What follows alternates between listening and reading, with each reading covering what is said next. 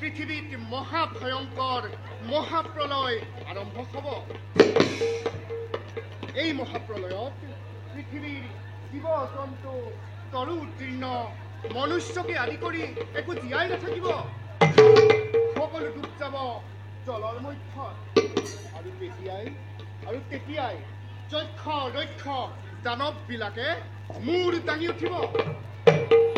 সেই দৈত্য দানৱখনে আমাৰ স্বৰ্গৰাজ্য আক্ৰমণ কৰিব পাৰে। তেতিয়া ইয়াৰ উপায় কি কৰা হ'ব দেৱগণ? চিন্তা নকৰিব দেৱৰাজ।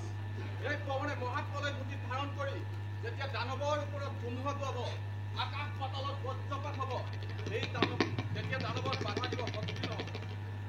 দেৱৰাজ, এই মহাপ্ৰলয় সময়ত আমি নিশ্চয় মনুষ্যৰ অপূজ্য হৈ ৰ'ম। মনুষ্যৰ পূজা পাতলৰ পৰা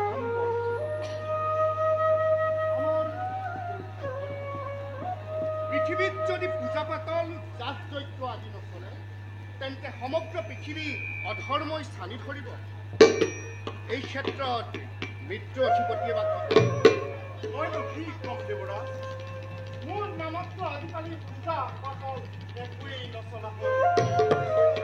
মহাপ্ৰলয়ৰ সময়ত মোৰ জমৰ নগৰতো মৃত আত্মাই ভৰি পৰিব। অধাৰ্মিক বিলাকক বাছি উলিওৱাই হ'ব মোৰ প্ৰধান কৰ্তব্য।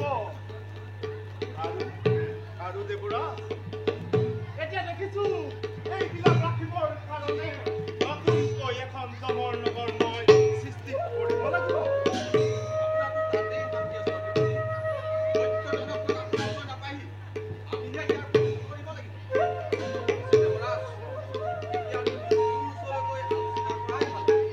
তেন্তে ৰৈ থকাৰ সময় নাই।